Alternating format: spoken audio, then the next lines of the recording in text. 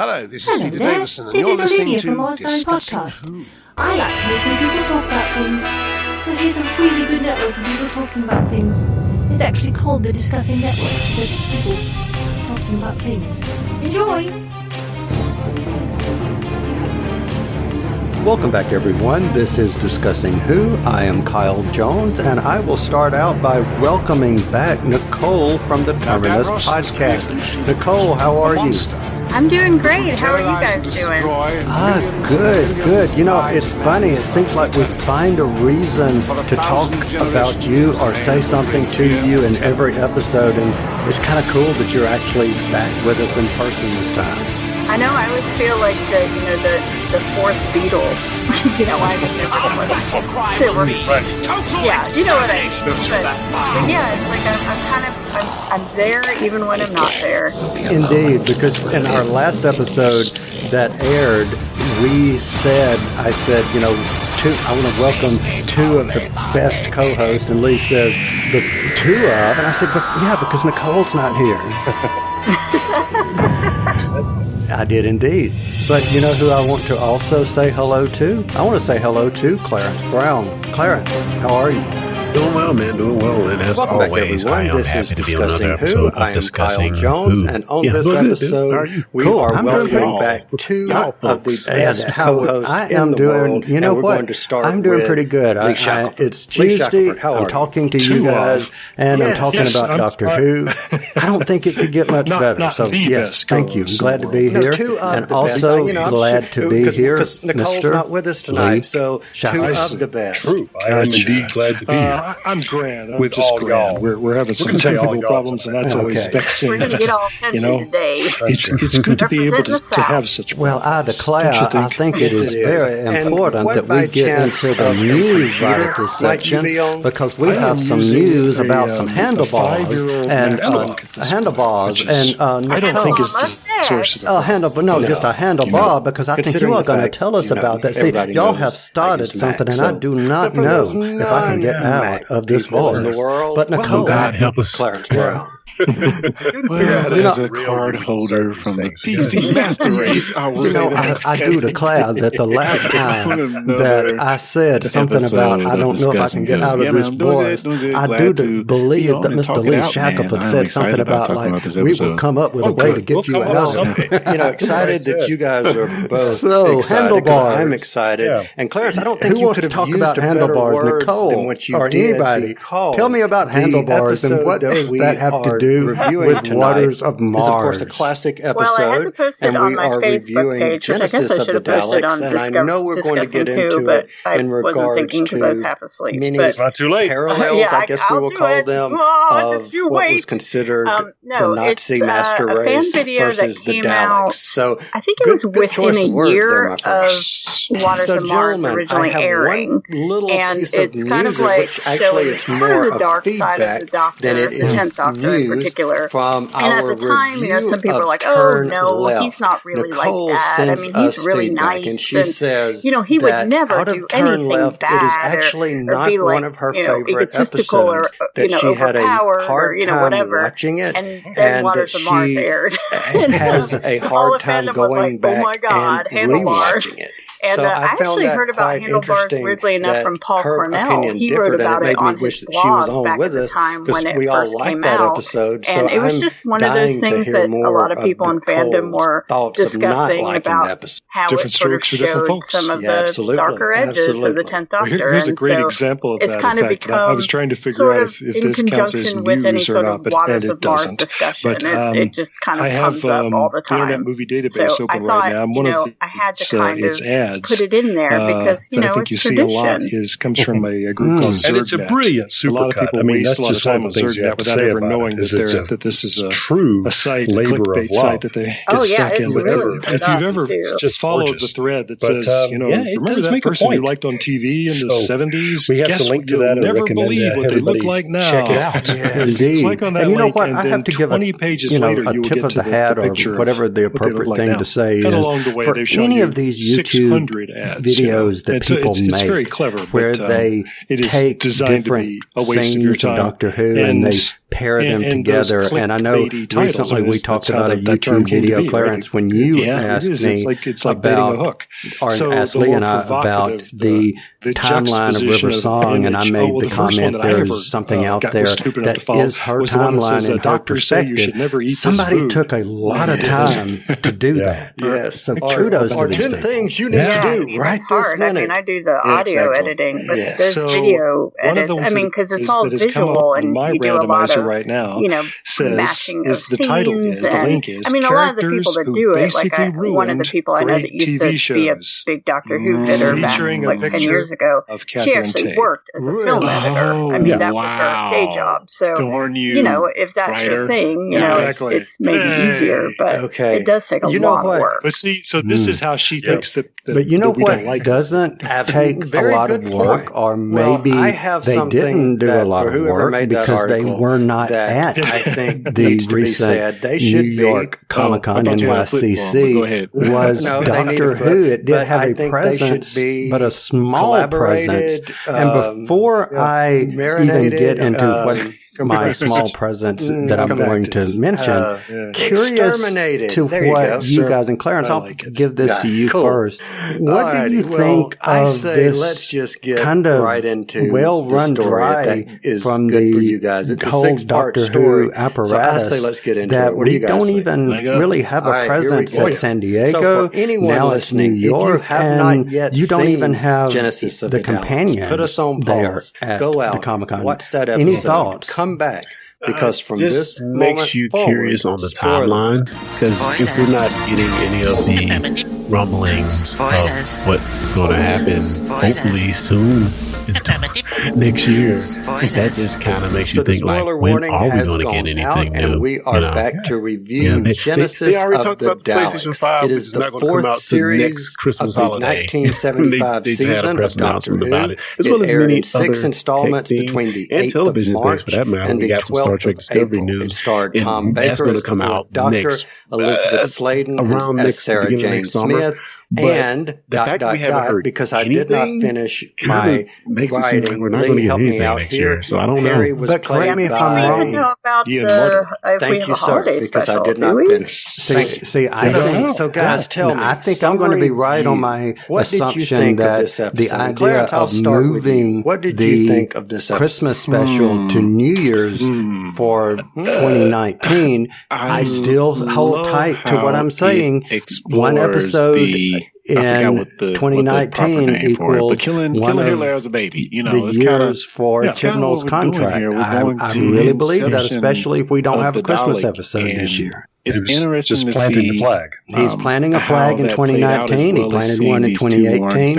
And if he's got 3 seasons that he's, or 3 years that he's got a contract on, guess what? Then 2020 will be his third. Maybe he's looking for an out. I'm guessing maybe. Yeah, I don't know. I just feel like it's kind of killing the momentum of the show. Like a lot of people, fans, big fans are going to hang around, and of course they're going to see it. But they got whatever my feelings were about the last season, they got a big boost from that, from a lot of new viewers, and now they're just going to lose them all because people just get disinterested if they don't hear about it for a long time. Gives us a lot of backstory, and I just think that's just hurting them. I'm just baffled by it. I can't understand the timing. Oh well, Genesis was actually my introduction to Doctor Who. James Bond movie every 18 months Doctor Who that I ever since, saw. 1963. Yeah. So, and they didn't release a James Bond film in 2007. All I know is the actual year 007, rocket gantry they at the didn't end of part take the opportunity to release and we a went to the James closing Bond titles. So obviously, I don't understand how these That things is probably the moment where I became a Whovian because there was maybe, way it's almost like they need to put on handlebars or something and just drive it into the story, back the more interesting into it is. the minds of everyone. Extraordinary script. They'll just play that every Saturday night or Sunday night, just on a loop for an hour. The classic series is that sometimes the 4-parters can drag on, and the 6-parters tend to be here it is. A lot of times, and you just get the feeling that the BBC was trying to stretch for budget. Our but this friends is 6 at Titan episodes, Comics, and it because like it. they at least are giving us content I really where admire that. Doctor how Who many proper different really isn't. Storylines and are happening. I'm interested actually in seeing this comic that is supposed to be coming in 2020 that will pair the 10th and the 13th Doctors. I'm thinking that might be interesting. Right before I haven't read any of the 13th Doctor comics, so I might try to get into that. But the one that I have read about some of the past Doctors, I find that they're a little lacking. I know we reviewed one at one point, so I'm hoping that it's actually worth our time. When I would have been 14. True. And it seems, it seems like if I had to choose between this and our PBS something with Big Finish, I'd probably choose Big Finish. So I think it was a long time before they started repackaging that odd. We love well, I can remember them. I enjoy the Doctor Who really young. Yeah, they're usually lackluster. I was born early 70s, but I will say this: if we are Doctor Who being going to possibly, by the time I was 5, 6 years about old, doing a Big Finish, can I suggest it may not have been 75, story from Big but Finish? I think by 76, Legacy of 77, or whatever the new one is. Yeah, you just want the 13th Doctor and River Song. So for me, I was just saying the Diary of River Song or any of the Diaries of River Song. I don't remember it per se from Song, being a child. Can you believe it? There is something about Davros that I think who would have thought? I remember being scared of as a little kid. Yeah, he does. It's a revelation. Everybody sit down. Kyle likes River Song. Believe it or not, doing what Davros does. Just this one. The hysterical screaming. Yes. But you know what? I also want to make reference real quick, and I think this will segue right before we get into the review. That it gives. But, I said when we were not recording right before we got started that I've even seen this time being referred to a hiatus, and we think of the last hiatus other than the 1989 through 1996 hiatus as being the time before Trial of the Time Lord. Nicole, you mentioned something called basically Doctor in Need or Help Save. Good fun. Yes. So tell everybody about what Doctors in Distress was. Question you guys really quickly on what you thought about Davros 1975. Davros 2008. When it came out, it was from the right look before of Davros. How well do Trial you think Time Lord that series he with held Colin Baker, and they were on a transforming hiatus. From 2000 and so it was around the time that you would have like Live Aid and Band Aid and We Are the World and all those sort of group sing things. So Clarence, they made a song called Doctor in Distress that has like Colin Baker singing, and it has Nicola Bryant singing, and then it has all these mostly kind of semi-unknown singers. I mean, not really well-known people. And the song is oh my god, I've just totally forgotten the guy's name. Still feel the same. He also wrote the K9 and Company theme, and he's known for being a very disgruntled Doctor Who fan. And series, people are yelling at me right now saying the name, and I'm like, I'm so sorry, I'm just tired. And definitely seeing his character. It is a crazy song. Like it is to me. Cool. Okay, what about you? Yeah, I feel like you just need to look it up on YouTube. Doctor in Distress. That design of that character. Yeah, you'll never forget it. That's all I can budget say. That they're making. Well, before we get into the review, I've got one last piece of news, and I want you, Nicole, to point everyone where they can hear the complete story, because I love your step-by-step, day-by-day, moment-by-moment recount of your time at DragonCon. That was so much fun listening to it, and I know we've referenced on this show about wishing you well, and when you had gone to. You got to meet some of our idols in the sense of David Tennant, Catherine Tate, and Freema Agyeman. And going back and seeing having said that, honestly, I was really impressed I'm so proud. at how well they did him. Yay. Because I was expecting having said her name correct. And I'm Quick looking and Reader's I'm seeing Digest condensed he does version. kind of look How uncomfortable was sitting it in the meeting Dalek lower seat as compared to how he looked the last time. It was super quick. I mean, it's like blink and you miss it, especially when you take a picture with them. You literally walk up and they're like, click, and you're like, thanks, and you walk off. They probably had it was for a little budget. faster when I got I just thought it was really, really well done. Like, I had unfortunately, I actually recorded audio after this, when I met all three of them to put on my podcast. And Michael Wisher. It was like the last time he was on camera and saved it in one piece. It was so quick. Like a mask. But yeah, so even though they it were was really made all to go super on his sweet, head, really nice, they were very thinking, generous with their time. Again, and Michael Wisher will come Catherine back. Well, the next time Davros, he's played by a different actor, on the and audio they still use the mask. Yeah, it was great. So it does. And for everyone listening, you can go and check out the complete. And again, I say it is very detailed. I love it. I love the fact that you said that this was a mini episode, and it was like so detailed. But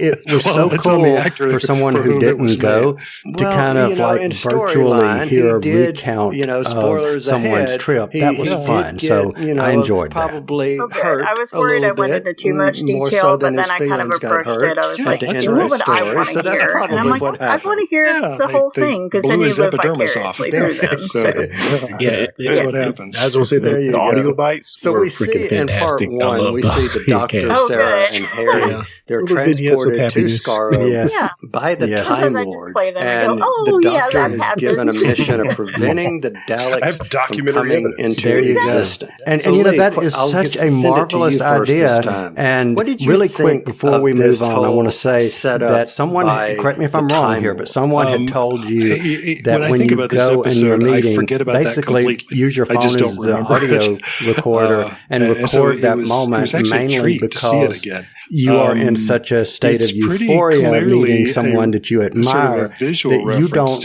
really remember the things that you said, hence me meeting Peter Davison and having no idea really of what I said other than we got a bump. The master and so on. Right. But we haven't been you're just kind of in an altered state almost. This is sort of like our first glimpse of what one of these guys would look like. And it just goes by really quick. And you know what I think I even said in the podcast, like even when I met David Tennant, it felt like it was a few minutes of a conversation, but it was really only 30 seconds. It was really quick. That was dressed in similar fashion. That's right. Yeah, it came down like he was lowered on a string. That's right. I know Lee has so every time we see them, they're doing something else kind of kooky. And this time he's dressed like Death.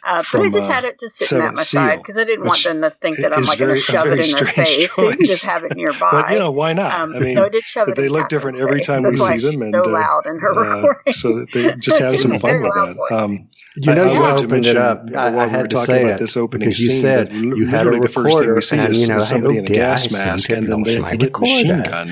But you know what I haven't lost? I haven't lost the fact that at this moment we need to say if you have not seen Waters of Mars, go out, watch the episode, put us on pause. Actually, put us on pause, then go watch the episode, then come back, take us off pause, because from this moment forward, Terry Nation was out there watching the shooting. I don't know if that wasn't in the script or what, but he was there kind of tugging on David Maloney's sleeve, so the story goes, saying, we can't open this.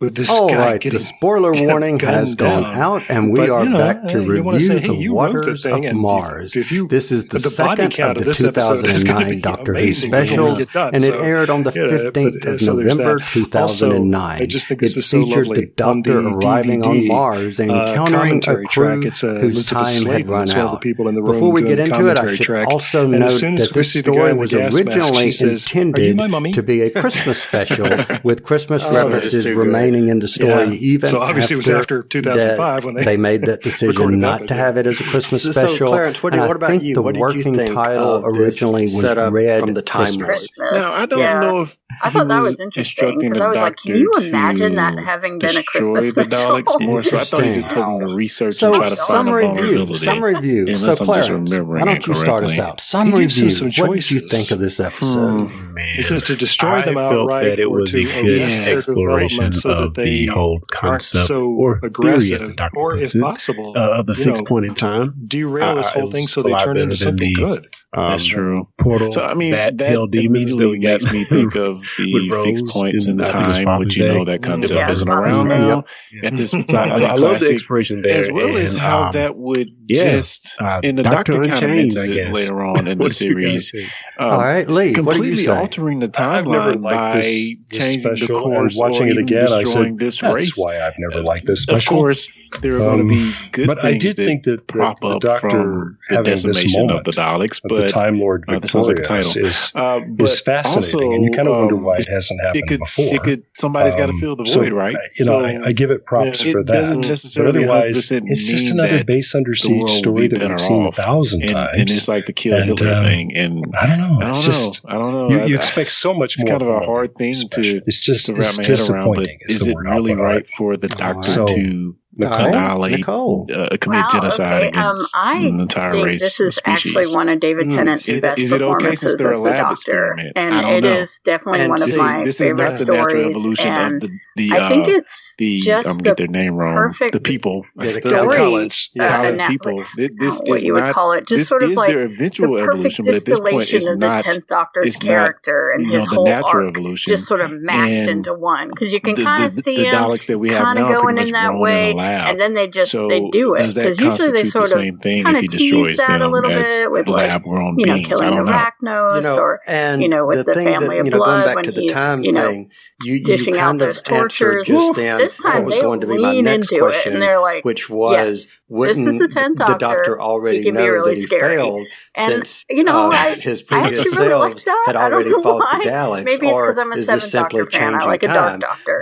But by the way, you guys just talked about it. That kind of negates that question and explains it, the explanation to the fixed point. But this is one of the specials that I don't revisit. And I'm going to echo Lee and what he said, and now I remember not knowing what the future holds. Maybe the it's not that I dislike it per se, but there's nothing in it that makes me come back to it other than a reason. And tonight's reason is we're reviewing this first episode, and I'm seeing this. I do think it has some interesting points, and there is a point that I'm going to make later on that I never got before or never formulated in my head until I went into review mode. So I did get something new out of it this time, which is cool. But from the story itself, I just kind of take it or leave it. It's not one that I would just go back and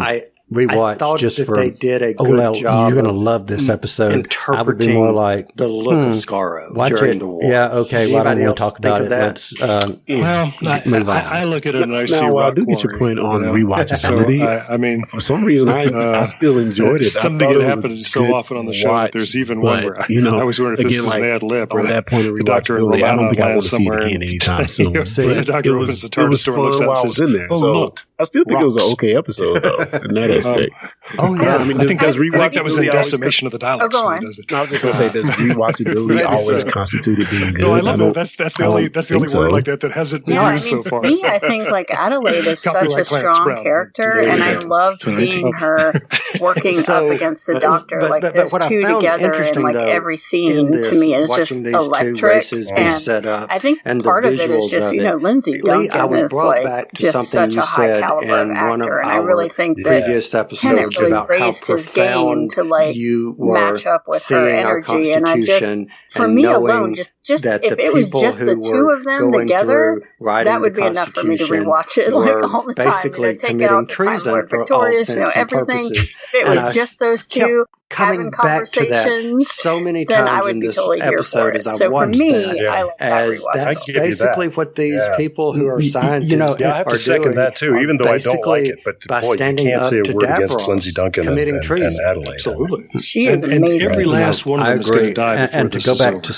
what Clarence asked to answer his question, I don't think the two being rewatchability and good story are mutually exclusive. conclusive because I think in some cases it comes down to someone's personal preference and what they like in a story. Now, I think if all of us were sitting here saying we dislike this episode and every one of us say it universally, then it's absolutely the story, or it's a bad story. But if there are aspects that each of us like, I think it's a personal preference because we've got Nicole saying, I love this episode, and we've got me who's saying, I could kind of of course, what hurts about that is and then we got Lee saying, I really don't like this one. So there's obviously the personal preference there. But if you go into, and I hope we're all going to be in agreement, crossing my fingers, Sleep No More. I'm dreading getting to that one. In the first part, he's not only dressed in kind of a Nazi uniform, but he actually has an iron cross. Did you notice that? I can't. And that's really on the nose. It was a noble that is an actual Nazi medal. I really tried. I really did. Notice that in episodes but you know what is 6, a noble effort? I will say that I do give them credit for creating this environment where I'm able to ask the questions that I am about to ask now. So, Clarence, isn't it, we talk about the Doctor arriving in this place with these people where he sees that the date that they are going to die, and he sees and he knows, okay, this has to happen. And since you brought up the fixed point in time, do you think that isn't his presence there already impacting what happened? Well, that's kind of the justification he takes throughout the story for not, jumping in the design and of their uniforms there. That's not an accident either. I mean, there's certainly the Nazi ideology and when he does interfere, even down to Vader having kind of a Prussian field marshal's helmet. So I kind of see his reasoning. That's easy for us to. He's not wrong. So far I don't know. It's so confusing because. But even, go back you to the 60s. You don't want to be the one to set off the events that cause the thing that you're trying to prevent. That's a story we see all the time. And he has that feeling that he has been the callous in these situations, and he wants to just kind of be hands off. So the Nazis are still fresh. So, Lee, let me ask you this question.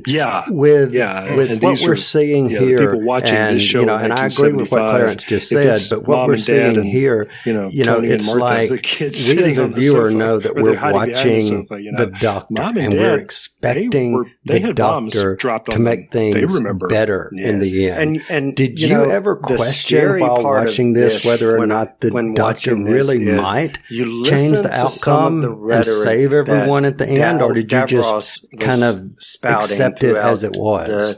Story. I remember going along with it the first time I saw it, and wondering if this was going to be the start of a bold new direction for Doctor Who. So he can build the Daleks. That's his ultimate goal. I didn't think that likely, but I thought, let's see what they do. That he's saying to them that he is saying that they want to hear. It's really scary that this was what I thought was it's like Greek tragedy, because what's going to happen that kills this Doctor. The reason why he dies is because he got a pup himself. 44, whatever. So I often say the word curious when we are reviewing. And Nicole, let me ask you this question. Do you think in the world at today any point, was it the Doctor's curiosity that might have taken over? Could I save them? Did you get a hint of that? Or what do you think was going through the Doctor's mind? I don't know. It's interesting because you have the story with the 10th Doctor, who a lot of the 10th Doctor's angst is kind of around things like and it's funny, this is something as many times as I've seen Genesis, this struck me for the first time. Tenure. When he said that, I was just thinking, look at the people in this room. And so, who's the one who doesn't fit? I think that there's definitely a part of him that is just like, no, I can't do anything. Obviously, maybe I was here originally. And I don't know about it because obviously everyone died, so they're not going to say, "Hey, this guy showed up on the day big and blonde and blue-eyed and because they don't know what happened to this day." Wait a minute, has anybody pointed out? I don't know. I thought it was interesting that he kept saying, "Okay, I gotta go." I don't know. I gotta go. A deliberate part of what Terry Nation is up to. Kind of interesting watching him the one who deal with that because we all need to be. Yeah, in Pompeii, he was able to save one person. Wait a minute, where did you come from? And he does in the end, save 3 people. So, but Clarence, looking at it from the perspective of the things for me, it's interesting to watch him go through that struggle in his head. Because on the one hand, he wants to be good Time Lord boy, and then on the other, he's like, but God, these are real people in front of me suffering. Like, when he's listening to all them die, I don't know why he can hear them. Like, I don't know how he would do next. And he really it's still a I like it. Knew he was going to do the bad thing and be the bad guy, of course. On Mars, and I'm like, no oxygen. It's interesting how he let it all play out. Aside from that, it looks like he just wanted to make it dramatic. Hearing all those people who have become real to him that he's met, they're not just people in a book or Wikipedia or whatever it seemed to be. Apparently, they still have Wikipedia in 2059. Giving them a choice. It's not just these people that are names to him. They're people now. So I loved watching that struggle. I don't know. I really wasn't sure what he was going to do watching it. So I know now, obviously, because I've seen it. But ultimate plan the first time, I didn't know. I was like, wow, what are they going to do? Or is he just going to let them all die? All right, so Clarence and Lee, what about you guys? Did you think in watching this at some point that the Doctor would save everyone at the end, or were you pretty much, for me, as Nicole said, and looking at that, you certainly have to wonder. I think I can this is one thing that the script does very well. Is that as people keep dying, but you do start kind of shouting at him. Aren't you going to do anything about this? For me, just as to how Davros was in a position with even the ones who are saying we've taken your power away. It's a very interesting dramatic tension. When he tells them, "I want." What about you, Clarence? Take your terms. I think it was interesting seeing the Doctor operate without doing what the Doctor does. Senate and blah blah blah blah. And he's just kind of then after he finishes, he tells them, "You are dismissed," and they walk companion there. So for the guy that's being "Oh no, you better help these folks." We're taking away your power, so he's going to put you in jail. He turns around and says, "Go do this." I dismiss you. Being bound by the laws of the Time Lord too. I never noticed that before. I don't know. I think he's trying to be a good boy. His surrender. I really think he is, but still, like I said, we hear in this case all these people and there are dying points as he walks away. So I don't know. It's a tough position. And being in reference to being a good boy, he literally tried to leave at the beginning, when he goes to make the deal and he was forced to stay because they assumed he might have something to do with the first act of the flood, the creatures or whatever you want to call them, doing something, and the assumption immediately is, hey, this guy shows up and bad things start happening. You are not going anywhere, basically. But Adelaide also says later, she's like, "You don't look like a coward." Even further elaborated but you've been trying to leave the whole time. So she kind of is starting to, in his hand, clue in that about the power he's kind of going against his nature a little bit. With the virus, he's still like, I gotta go, and all that stuff. Eats that up. I don't know. Clarence, I think you were about to say something. Level of crazy. I was going to say, what's cool about that is I think the worst of the worst. We, as the viewing audience, start to feel that tension that's building up in him. Because at the same time, we're wanting him to do something, and he's wanting to do something. It's all about so we kind of feel that along with him. So, man.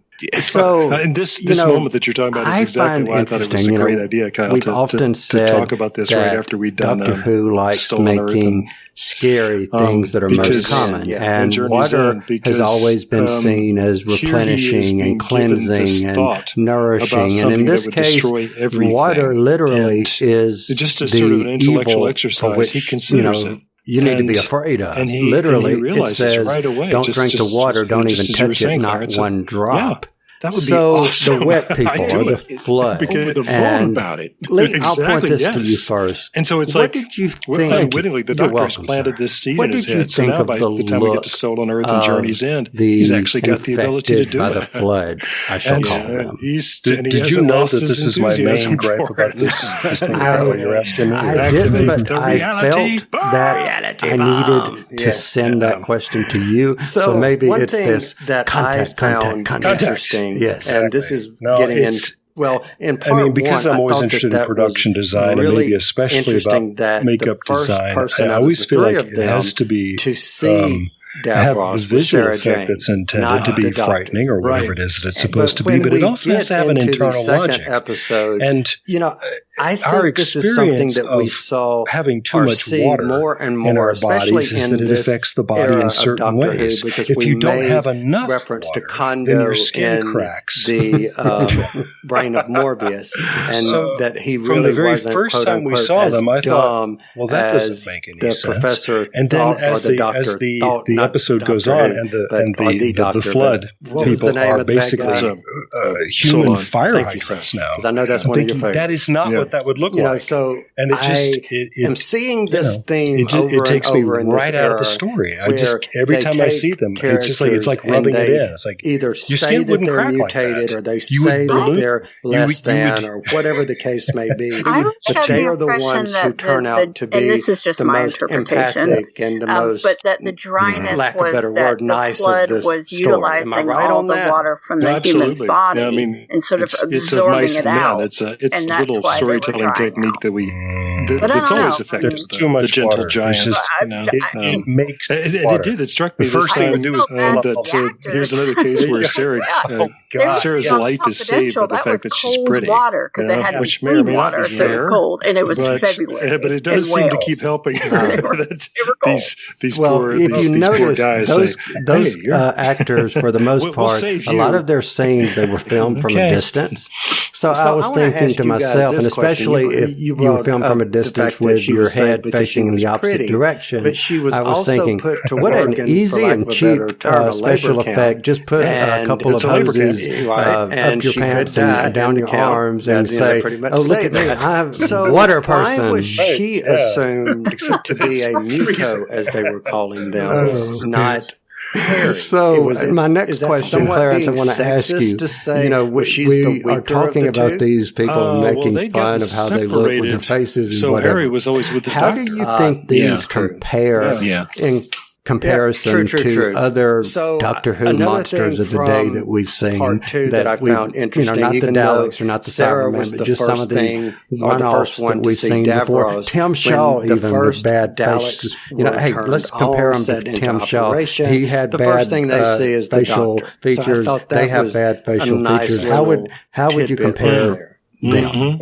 Yeah, I don't know. I didn't notice that. Wow. Well, let me just say first, it's true. rather like that Sarah is the first to see Davros. People, the first thing the Daleks see is the doctor. Logically, it doesn't make any sense at all. So, Clarence, you've had for some reason task. I won't call it the luxury. With the all task of water climbing on a very, very, obviously very freezing cold. I thought it was cool. With me, so, and I'm afraid. But you just talked about the fly people. How well did you guys think? I would much rather have this aesthetically than have climbing the fly heads. So, Clarence, why don't you take that first? Oh man, something might be wrong with me, but I love this scene. Cool in HD, which just I love the scene. Overall episode, I thought it looked really well. So I don't know. To the top of this rocket. Could have done better, probably, but I don't know. I think it was okay. Not really practical. Okay, cool. Because my thought it seemed like it would is, very I had easily never be thought able to just of stay on the ground and shoot them. But at some dry point, they skin start versus to all the water. But honestly, Lee, until you said that, anyway, I thought it was unique. Crazy nature of and it. Clarence, I'll agree. I'd take them over a fly any day. So, me too. As far as menacing, though, I don't know if I even though it doesn't got them as a menace. The guys on the ground have I got guns. did It doesn't make any like sense. the aspect And if they get to the top of the gantry, surely the gantry is connected to the rocket, because not think the about side it, of the mountain. So the how are they going to condensation get of water, anyway? it's so easy, and we don't even think about it. Jump, 100 feet through the air to get set. And we don't even think about water if we get water on us. So it's like, we're no big deal, it'll dry or just whatever. Like a cat. You never really think about that. So from that aspect, I thought they were being in the middle of something and then realizing that you don't like the way things look ahead of you. I did get Walking Dead vibes, believe it or not. I did indeed. Yeah, that's why I'm It's certain things I don't like about this hill slash what I keep calling the mountain. Yes, I got that. It's not about the zombies. A wise person would say. But this is about the zombies. You're ready to cry. I had to say, dig deep. Well, see, it would have been really good, and just a tip of the hat again to Walking Dead fans. If her name would have not been Adelaide, if it would have been Carol, then it would have been even better. But since it it was Adelaide. Say that I want to come back, Lee, to something you said when we were reviewing Journey's End. I can tell you made a comment about how this glorious, happy, that they're climbing, bringing the but Earth back home, and we were supposed to, feel joyous about it. This off really well, because I never thought what I saw about as like the people who might have been hurt or might have been whatever, because I was so focused on this joyous moment. I find it interesting that in this one they referred to the stolen Earth and the Daleks and her parents being going away and never coming back. So what did you think of this callback the directors and designers the of Classic bad Who, things that happened during our finale, especially after you brought that up some of these episodes, in our review? Like this one. Yeah, I wondered if that these was sort of an serials attempt that have a lot of people running up and down corridors. Very often they only had the budget to build one corridor. So you've got to find 9 different ways of shooting it or lighting it so that it doesn't look like backstory and I guess front story for Adelaide, the things that have happened in her family and the things that are going to happen in her family. One of the things I admire about that serial, which is cool a idea 10-parter, and reminded me it's got some for all of us Star Trek fans of Tomorrow's History. Closely, you could tell they were running down the same. I was waiting for Clarence to say over and over and over again, but we see it from a slightly different angle every time. And if you're willing to roll with it, you'll buy it. The original series in which somebody gets accidentally pulled out of time and they say, well, it's okay because he doesn't, we don't find him in the encyclopedia. He didn't do anything. Harry's Oyster is one of keeps looking, and then he comes back and says, I always find except cringeworthy. His son is going to be the first person to land on. It's educational. If you're ever bitten by a styrofoam oyster, you just need to find a styrofoam stalactite to pry open. It's about his kids. See, if they would have only known that was a fixed moment, then that's why they need Doctor Who. That is a fixed point. Yeah, apparently Daleks know. I mean, who knew that Daleks felt like so let me ask you, since you mentioned Harry, we shouldn't mess let with me her ask this question real quick. Quick. You would think and a Dalek would do it. And so this is not a anti-Harry question, but did he have a purpose? So what did y'all think of other that? than being Harry Sullivan? I was just going to say, I'm totally there that maybe a building collapsed on her parents or something, and that's why they never came home. Witty banter, Maybe they just ran off without her. Who knows? Harry is unflappable. I mean, really, that could have happened. Kind of stereotype. He's a Navy doctor, so they're both doctors. And the doctor really treats him like a peer. They might have moved to the Lost Moon of Post. It's really interesting to me the way they play off of each other. But back to the Daleks, real quick. My understanding is that Harry do we think we got this idea for the same reason that Ian the Daleks knew how important she was? This was just a regular Dalek. The first Doctor's adventures. The idea was that the Doctor's going to be this older man. I don't know if I and so we need this young guy who's going to be the one who can pick up a gun and say, "Ooh, she's special." Do a knockout blow with somebody. Did you guys? But as we quickly saw, Tom Baker was perfectly capable of doing all the daring do and running around stuff. But he doesn't state it as fact. He says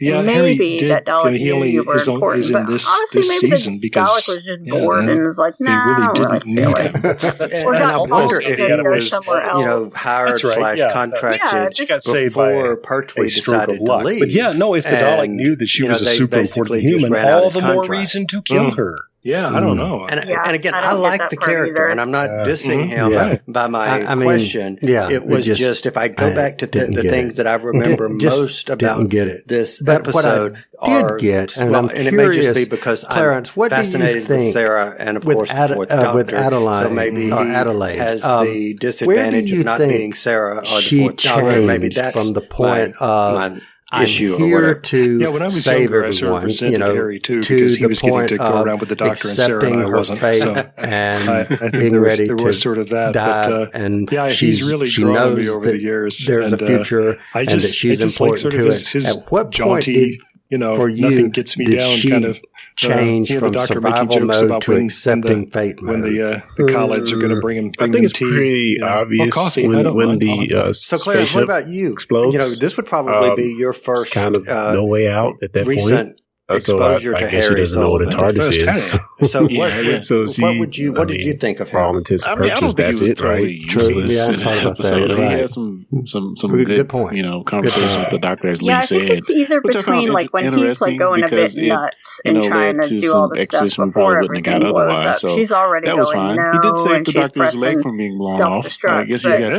off. I think what really pushed her over the edge was when they were back on Earth. And he said he called Mia and Yuri little people. I love how Terry Nation captures that. It's right there in episode 1. The Doctor has stepped in a landmine, and so Harry and Sarah both immediately go to the Doctor's feet to try to figure out what they're going to do about the landmine. The Doctor's saying, "Get out of here." Be all high and mighty, and to put them down like that. Obviously, we're not doing that. So let's talk about what we are going to do. I need to fix this. It's not an option.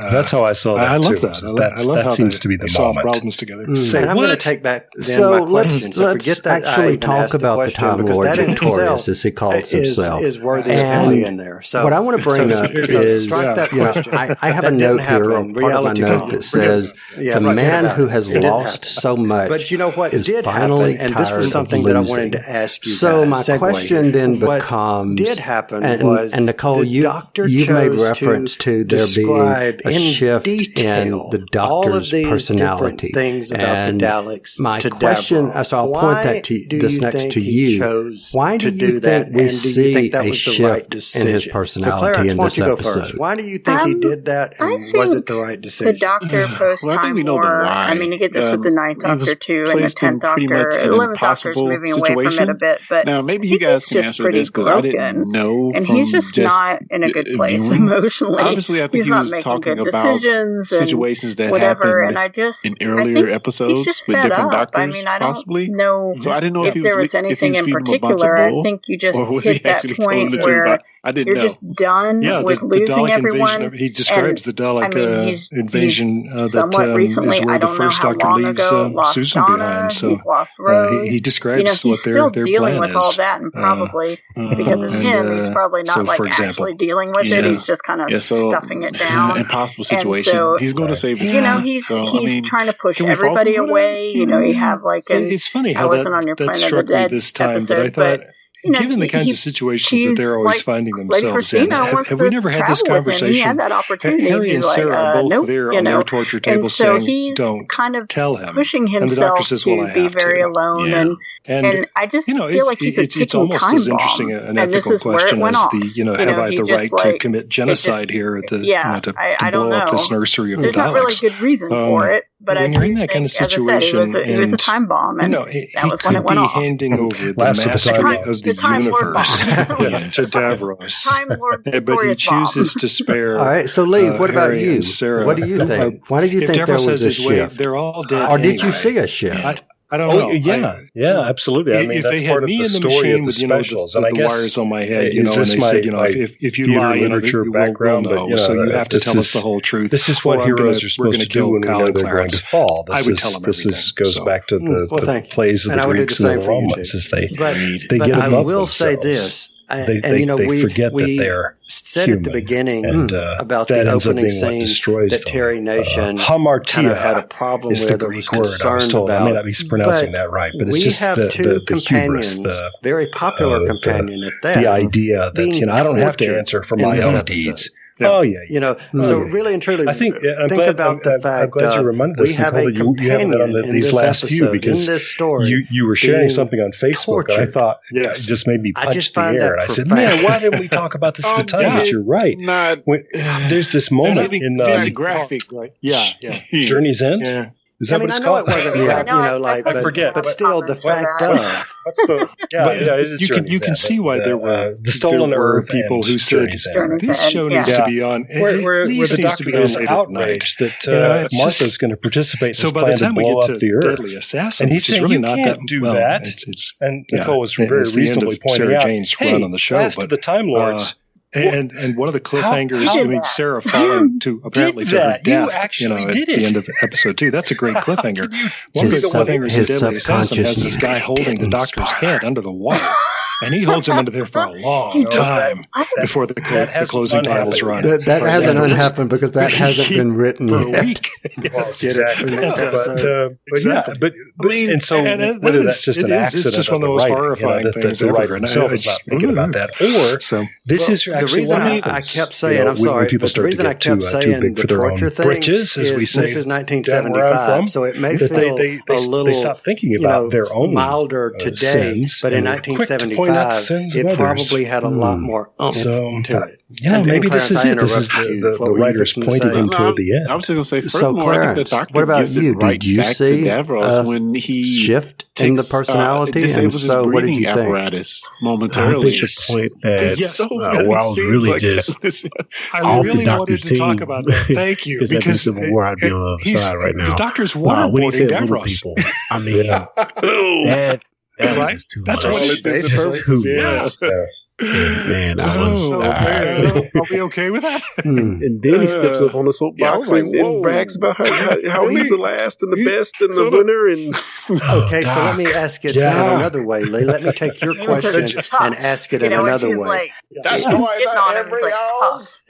Oh man, good one. So I had two thoughts in that, and my first thought was, going back, it's interesting going back and knowing now the things that we know, and I keep referring to or making reference to reviewing and watching these in a different mindset, and I'll probably continue to bring that up in future episodes discussing Who. But it is so true to me that watching these in a different mentality than just watching it for pleasure, we'll find a way. It makes me see things that I didn't see before, and one of the things that I saw in watching this is from the character's point of view.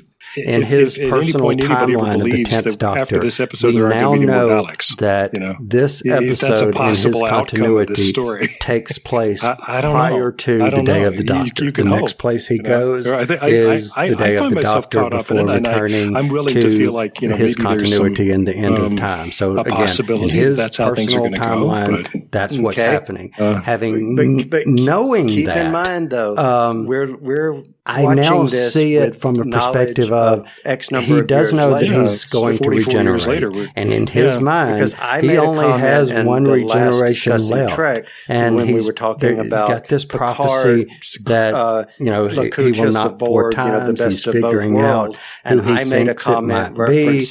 And then teenager maybe part of how he's acting has to do with facing that inevitable end, not just in this incarnation, but to his lives as the Doctor. That's one of my thoughts. The other one I'll mention really briefly is we mentioned Trial of the Time Lord earlier in this.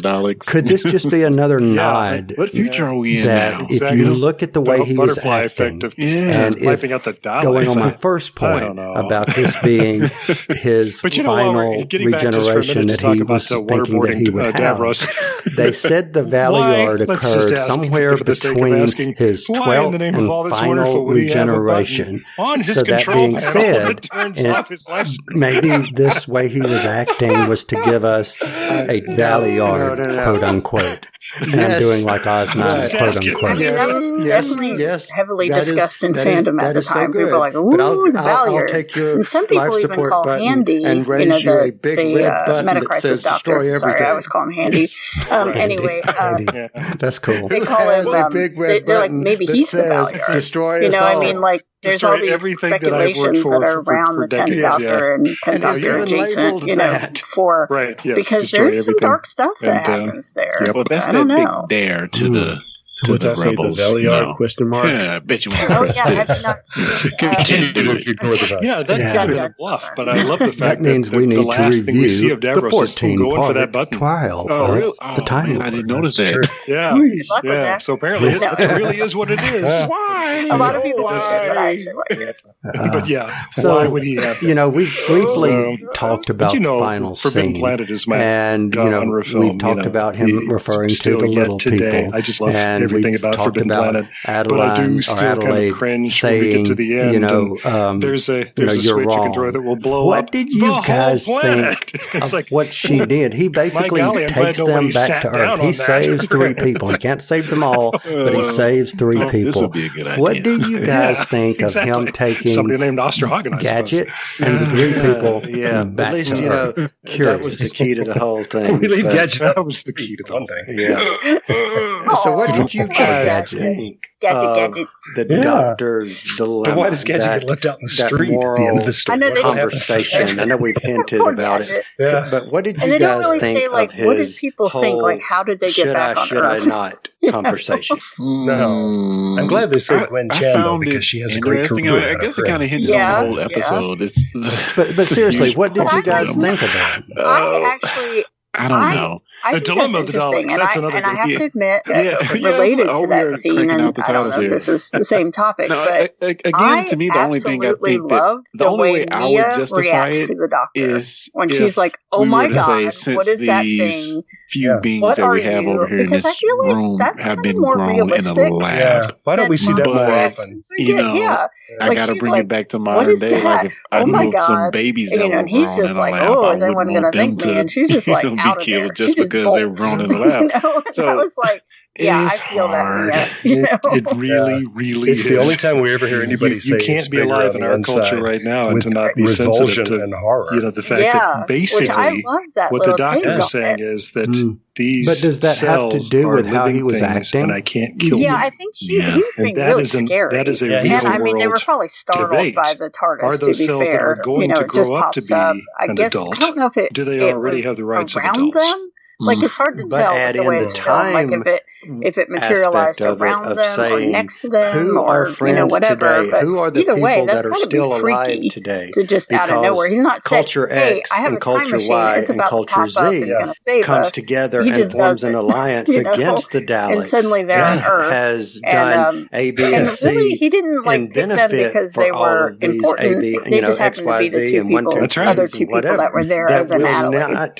They may be warring amongst themselves because they did not have the common enemy. That's right. It could actually be worse. So did anybody have anything? Was there anything about it? I'm curious if someone else picked up on that the doctor my hasn't point thought about all of this was before, really my pet he's a time lord, for heaven's sake. Entire episode. But it is certainly very traumatic to get to that moment and something that he just won't didn't touch make the wires any together. sense whatsoever. And Sarah and Harry are just like, in this, well, or it's just really let's like go, stood out as like, okay, this just doesn't make sense. And, did anybody feel that? It is one of the defining moments of all of Doctor Who. I've seen so many compilations of clips. When I watched this the first time, and I felt it again this time, I was not liking this episode, not liking this episode. Or something from Star Trek, from Lost in Space or something. And if they show a clip from Classic Who, apparently shoots herself with her ray gun, which means her family is now going to find her with a laser hole through her head or something. And the news articles don't say that. And what has bugged me for a while history, now you're not somebody who died heroically. Somebody came home and shot herself in the head. He doesn't she gave have her to life solve for the nothing. problem because we learned that Davros has surrendered. I love it when you get passionate about something. This is fine. He pulls out the wire and says thank you, Clarence. I'm more grateful to you than you can possibly know. Later on in the story, anywhere. Why do you take her he says, home? I'm going back to the nursery. He could have brought them to another planet or another what happened between those 2. And people would think they were dead, but they just lived out their lives somewhere else. We saw that Davros betrayed everybody. Okay, so answer this. We don't how have any new you've got these people who were on Mars, who were known to be on Mars, who miraculously and mysteriously pops back up the same time at the same date that everything goes kablooming. This was a big dilemma earlier. Now it's not. That's what I was saying earlier. You have to hope. What do you think, Clara? How did that work? I mean, I agree. They ran away in the point that there wasn't any new information there's a Wikipedia thing that pops up, and it's like interview with the survivors, and it's Mia and Yuri. So they apparently talked to the press. You're right. So I already knew how bad the Daleks would be. So what? And I guess the doctor's a known entity, so made them want to go back and do it. I don't know. Could use that as an excuse. Yeah, except that it's exciting. But it gets him in the part of the building it's about to be blown up. I mean, that's that ending. That's the real reason. Back to the Future. And unfortunately, I think that's the only in context story. I mean, that you can say is there needed to be a moment, and that provided. I did like the web page, but there was one thing that really bothered me. That was my pet peeve. Make the connection. So running over the wires. The grammar was incorrect on the web page. No. Did you notice that? Nice little touch. Was it? I didn't get that. I did not get that. Like where there were missing periods and random stuff. But I mean, poor Jenny Papa, the second AD, she just popped this almost out really quick. Like, we just but then whenever I think about it, it reminds me of a different version of the thing that really kind of rubbed me the wrong way was how did they know that her history remained intact or her legacy remained intact? How do you know that someone's going to have a legacy and it remained intact? That didn't make sense. That heading, that headline, to me just didn't make sense. How do you know somebody's legacy was in jeopardy and that it remained intact? That didn't make any sense to me. Maybe she wrote a quick note to her granddaughter. That's true. My head, but hello, granddaughter. Before I kill myself, what I'm going to do is write you a note and say, I'm going to have a great legacy, and I hope it remains intact. Please let somebody post the Wikipedia page. Thank you so much. I'm going to kill myself now. Bye-bye. Where's the clang? No, that makes no sense. It's supposed to be a metal. Why didn't they hear it? When did they find her body? I mean, they don't know if she's dead at her house. Speaking of continuity, she wasn't did it supposed occur to be to you home. that at one So point Harry dresses up eventually in they're one of going to the find her elite dead. guard uniforms, Probably not right away, and is because why able to would they get go to her past some of the other house guards because he's dressed like them, as we've seen in 1,000 adventure stories. Mia and then after Yuri they've can be like, broken out of their we jail, left her outside he changes the house. back into the clothes that he arrived in. Yeah. For that matter, they might think if they ran off, they could, for all intents and purposes, think the doctor killed her. Or they killed her. It just struck me that is only so that we can keep the continuity straight of shooting this out of order. I'm sorry, go ahead. And if you're about to say something about Sarah's outfit, okay, go for it, because that's where I was going, so go for it. There you go. The story about this, and I didn't know this until. So, guys, let me ask you a question before we get into our favorite quote and favorite scene. My question is: are there any other topics that you guys had written down, or points that you had written down that we've not covered that you would like to touch upon? And Clarence, I'll start with you. She showed up. They had her on set shooting scenes from episode 6 of Genesis of the Daleks with the camo pants. But he likes robot dogs. Which is not her costume for Genesis of the Daleks. So, all right, cool. So here's Lee, the problem. Do you have anything we else have to before go we back get and to shoot favorite all quote of that stuff that we've already done. Nicole, we're on a deadline here. Or we need to have a moment where the doctor finds some clothes one thing, and hands them to her really and says, hit me, this could be useful. That usually doesn't because of timing. And she but says yes. The very less dedication at the end. She'll immediately get to take off what she's wearing and put on this new outfit. Terrence Dix just died. Just the resonance of those two, together. Because she looked so delighted because she's thinking to herself, she being not Sarah Jane Smith, she being Elizabeth Sladen. Just died, and they were so tied together. I was just like, oh, that's right. I don't have to come back here and do all episode 6 again. I'm sure everybody else was delighted by that quick fix too. It's a lunatic moment that in the midst of all this, Sarah would be interested in changing outfits, but I don't know that part. Like, I was like, there's no reason in the world why Harry shouldn't just keep the elite guard uniform. That was really handy. That was a big one for me.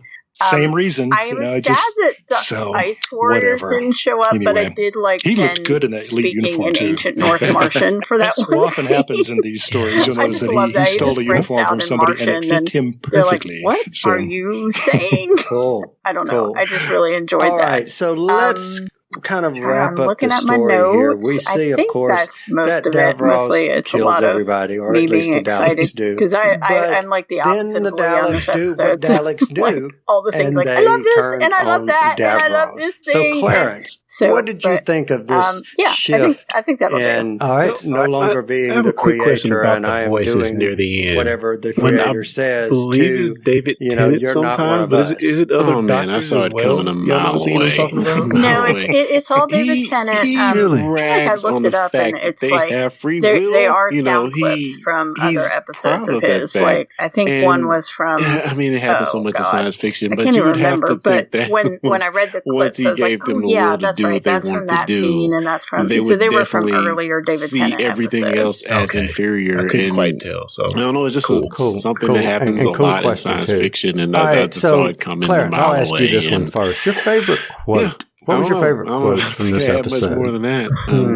Do I have one? So, Lee, I'll amend that just a little bit and say, what did you think I've always wanted to meet? The woman with starlight in her soul. When Nider got his due. Dr. Giddy Lee says to her. Well, I was delighted that they killed so Nider.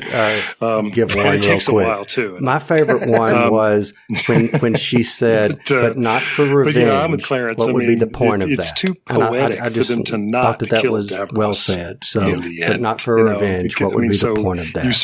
So, Lee, what about you? Favorite if you love quote? Story, I have no favorite quote from this episode. You have to kind of hope that that's what's going to happen. I think your favorite quote was next time on when we talk about favorite scenes and favorite lines. Exactly. Well, then why don't we talk about our favorite scene? Nicole, favorite scene of Genesis of the Daleks. To choose from, so I'll go first, and I would say my favorite scene. One of the ones that was kind of obvious for me was the state your name, rank, and intention. The doctor, so many times, and even was used in a clip about that. In series 9, they showed this again. Exactly. The doctor questioning, do I have the right? That's my favorite scene. So, Clarence, what was your favorite? My second favorite. Okay, you guys are going to help me out. The doctor. My favorite it's like the perfect quote.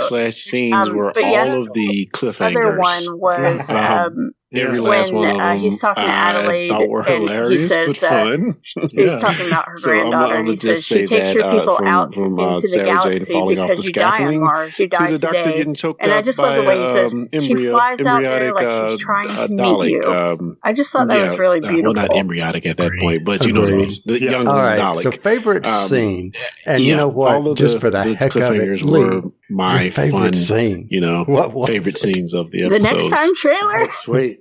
Lee, I really I did enjoy the doctor taking control of to memory. This whole scene where the doctor is sort of sitting into the TARDIS, slouching in his chair. I did think all of that was very cool. That Tom Baker and does. a nice bookend to him sort of sniffing at Gadget before, and Gadget, of course, saves them all. They're there as equals. Turnabout is fair play. So I did really like that. And you get the feeling that the doctor really feels like he's interested. He's got his key. But it's...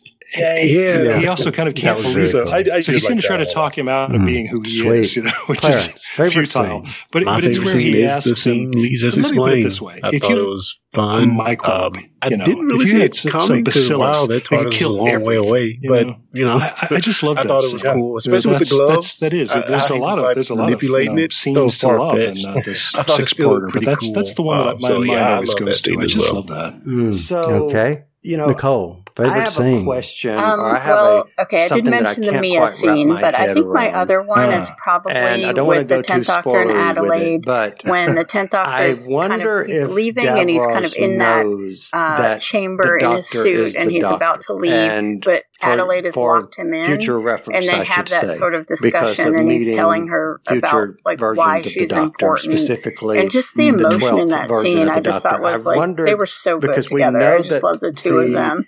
And they're basically just, as actors, just kind of working against a TV screen because they're, in two different rooms. But it just felt like that scene had so much electricity, and I really liked it. Because it did make me see this episode a little bit different. Save you because I kept thinking of knowing that Davros and I was like, has acknowledged having that something that belonged to the doctor. That was good. I give you that. But for me, my favorite scene was a combo of seeing Ood Sigma and then hearing the Cloister Bell, because help me out here, guys. I think this is the first time in New Who that we hear the Cloister Bell. Right now, the Doctor and Davros are strangers to each other. For every generation since Logopolis, I did find out that, and I was like, "Oh, that's interesting." I guess.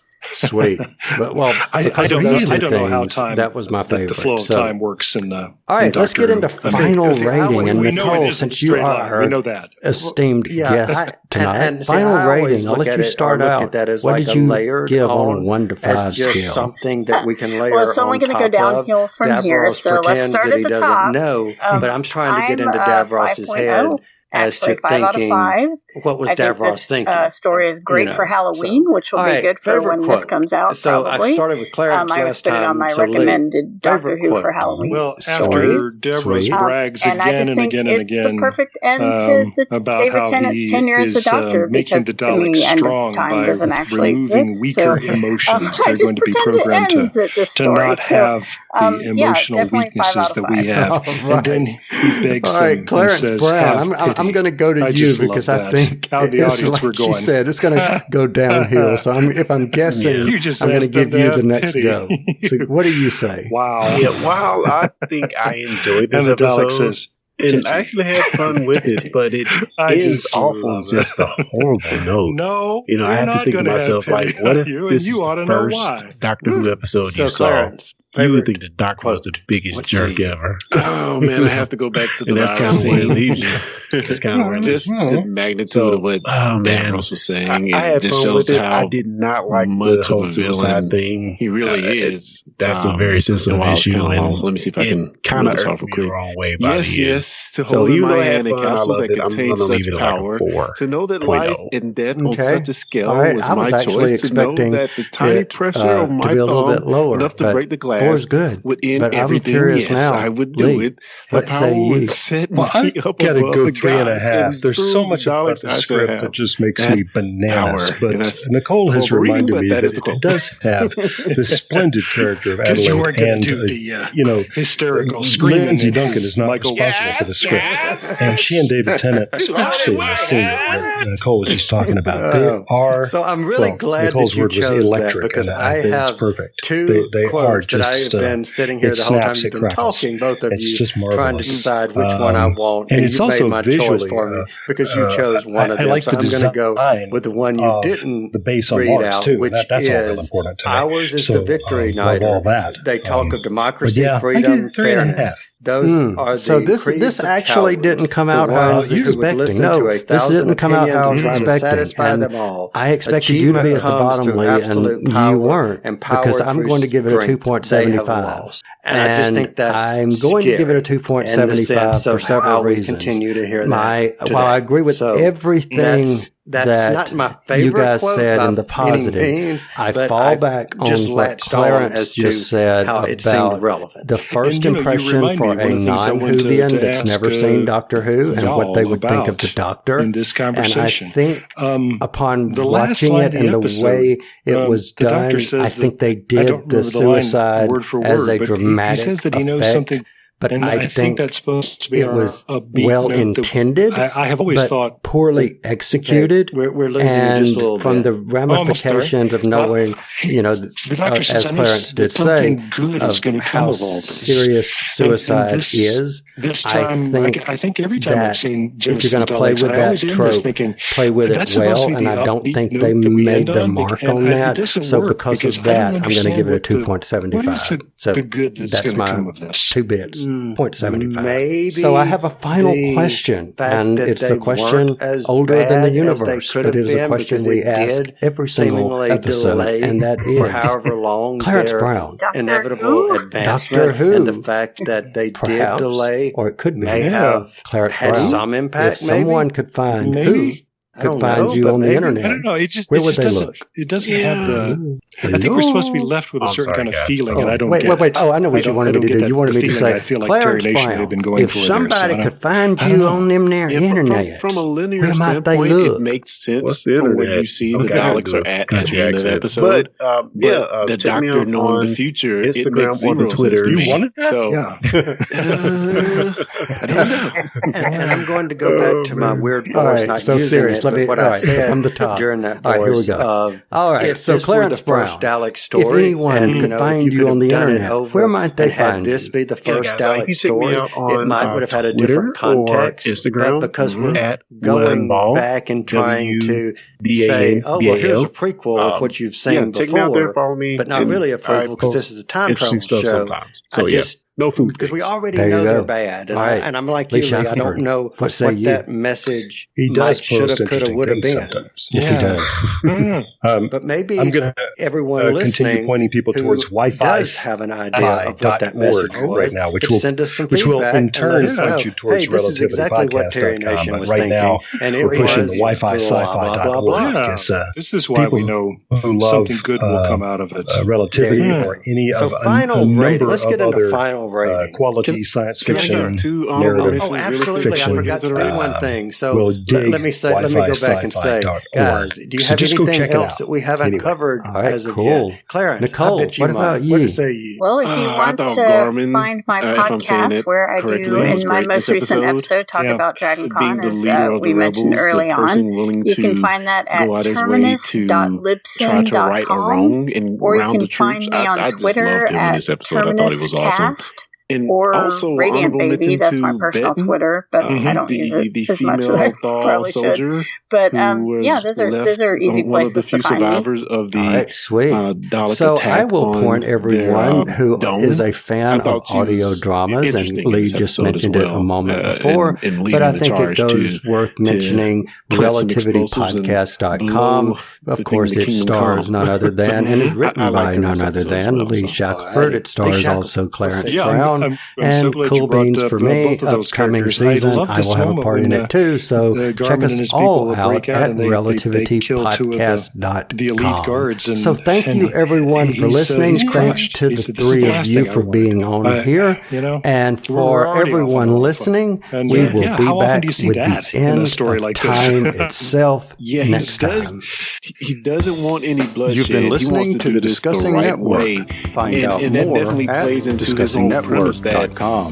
What are we doing here with these Daleks if we're going to Discussing Who is brought to you by Audible. You've probably heard of Audible, but just in case, they are the world's leading provider of audiobooks. They have more than 180,000 titles. Let me say that again. 180,000 this is supposed to be our higher self. To choose from. Imagine a genre, they've got an audiobook. And these files play on smartphones, Kindles, tablets, in fact, over 500 different devices. I had now, for fans of Discussing Who, Audible is offering a free download. And I'm intrigued now looking back on that because and you can choose anything at all. This is an actress who really didn't do a lot we know of you want to get one at some point in her life. I think she just sort of decided to do something else. Which include New Adventures of the Doctor, but think it's interesting. I think they tried to do and they're performed for you by actors this kind of a man's haircut wonderful voices: Tom Baker, Alex Kingston, David Tennant. The list goes on. So she just ends up looking like a pixie. So try it out for 30 days. And if at the end of the month you decide Audible is not for you, you still get to keep that Doctor Who book. She's really cute, but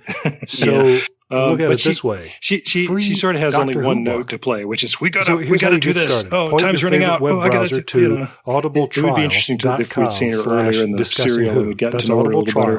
All one word. I don't think they had the luxury of time. She was validating you guys' point earlier in our review. That's how you get your free book. How many people character-wise got killed because you had to bring her in as a character to kind of take up for some of the characters that had been killed in the first three. That's right. Yeah, we kill a room full of people. And well, she does have an interesting point in the story where the Doctor is caught by the Thals, and after they make the deal with Davros, and there's like amnesty for all the prisoners, and all of a sudden the Doctor is out. That's right. She's the one that kind of ushers them along and saying, you're free to go. Says, you can go. If you're, I really liked how everything flipped and, mercy. But you have to feel for the Thals after, even though they just utterly destroyed their enemy with this secret advantage that they had, you have to give it to them for trying to foster a little goodwill by saying, okay, all the prisoners are free. We're going to start a new beginning and all this. So, yeah, I really love that. Cool. people who were alive in Great Britain in the late 30s, they have to have seen Neville Chamberlain in all of this, because you may remember, it's one of the great events of world history, really, is that when he was Prime Minister of England, he met with Hitler, and he came back with this letter, with Hitler's signature on it that said that the Nazi Party has already done everything they want to do. They're not interested in expanding any further. They don't want to invade Britain. They're not going to go to war with America. And it's just, take this back to your people and let them know they have nothing to fear from us. And Chamberlain came back, there's a famous photo of him waving this piece of paper over his head and declaring, what I have here in my hand is peace in our time. Mm. And and then we see in Genesis Daleks, we see the Davros playing exactly the same game with people, and that for a lot of people that watching the show that probably hurt. It's like we've heard this one before. Wow. So don't believe people when they tell you things like that. We'd also I think the Doctor calls Davros a megalomaniac, and as I've been thinking toward this week, I've been thinking about Davros the megalomaniac, and I thought there's a word I use all the time. I should probably look it up, because I'm not sure it actually. You keep using that word. I don't think it means what you think it means. Here's the Oxford English Dictionary. Tell me if this sounds like Davros to you. In psychology, a megalomaniac is one who has delusions of power or of self-importance, usually resulting from mental illness, a passion for grandiose schemes, more generally, a lust for power and a desire to control. So, before I say something, I'm going to say, why don't we give this our final rating, because I don't want to say anything that I was going to say. So, let's play a card. I don't know what kind of card we might play, and I'm not going to do that because I just so bad want to say it. But scale of 1 to 5, what say ye as a final rating? And Clarence, why don't you take this first? I don't know. Okay, that didn't work. I'm going to give it a strong 4.8.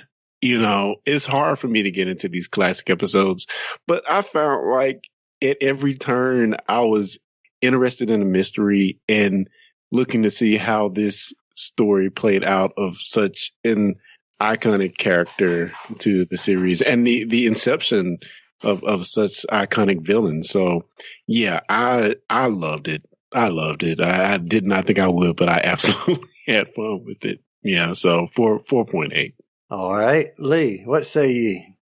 I got to give it a 5 all the way through. It's our friend Louis Trapani always urges us, and I agree completely that you have to watch these as if it was 1975, and you've never seen anything like this before.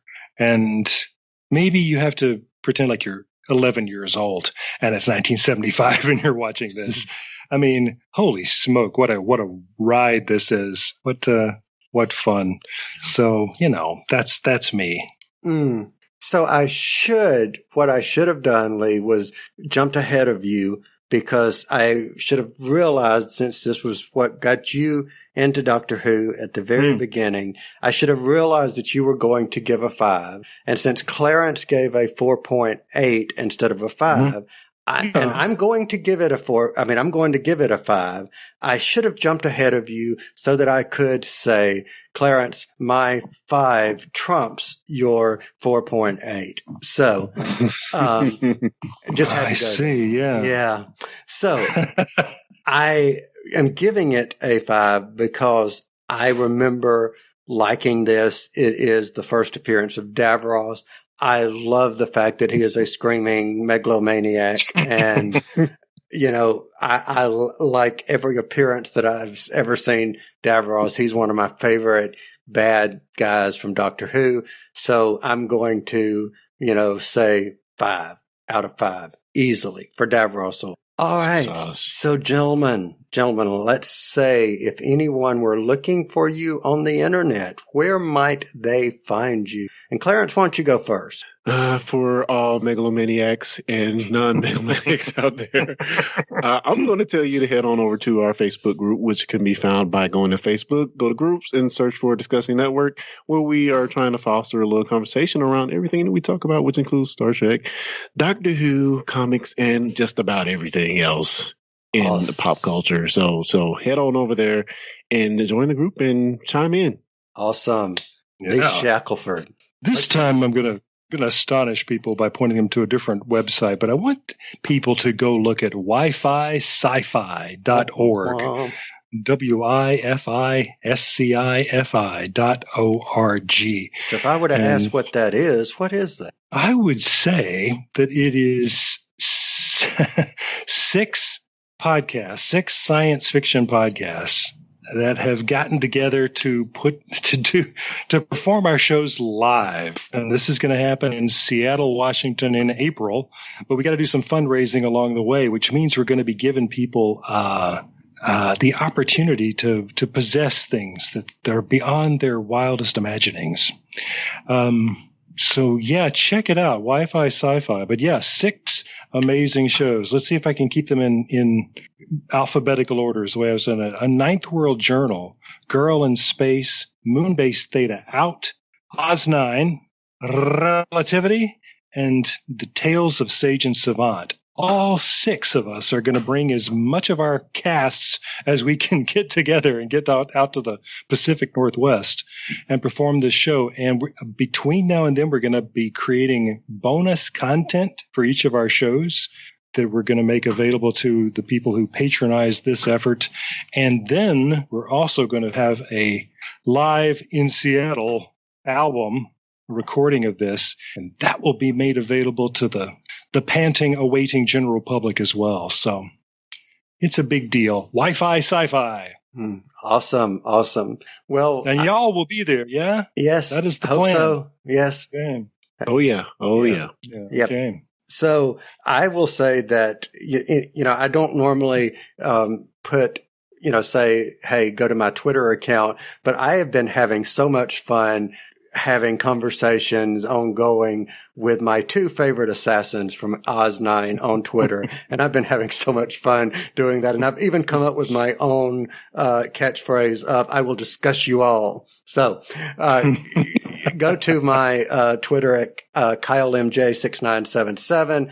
But I would point anyone listening to also, if you're a fan of comic books, Clarence and I, along with our friend Ron Stevens, just did a great conversation on the most recent Discussing Comics. And Lee, I pulled you from the past of Superman versus Batman. So you're on there with us too. Oh, cool. So, yep, I go back into the past and pull you, saying what you thought of Superman versus Batman. I had fun doing that. So it's at discussingcomics.com. I well remember.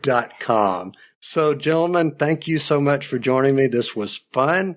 And everyone listening, thank you for joining us. Be sure to subscribe on iTunes, Google Podcast, however you get your podcast. Please subscribe and also leave us a rating that will help us get discovered, and we will appreciate it. So thanks everyone for listening, and we will be back next time. You've been listening to the Discussing Network. Find out more at discussingnetwork.com. Discussing Who is brought to you by Audible. You've probably heard of Audible, but just in case, they are the world's leading provider of audiobooks. They have more than 180,000 titles. Let me say that again. 180,000 titles to choose from. Imagine a genre, they've got an audiobook. And these files play on smartphones, Kindles, tablets, in fact, over 500 different devices. Now, for fans of Discussing Who, Audible is offering a free download when you start a new Audible subscription. And you can choose anything at all from that vast library. But we know you want to get one of their absolutely fantastic Doctor Who titles, which include New Adventures of the Doctor, but also Torchwood and River Song. And they're performed for you by actors you know and love. Wonderful voices, Tom Baker, Alex Kingston, David Tennant. The list goes on and on. So try it out for 30 days. And if at the end of the month you decide Audible is not for you, you still get to keep that Doctor Who book you downloaded. So look at it this way. Free Doctor Who book. So here's how you get started. Point your favorite web browser to audibletrial.com/discussingwho. That's audibletrial, all one word, audibletrial.com/discussingwho, also one word. And that's how you get your free book. What could be better than that?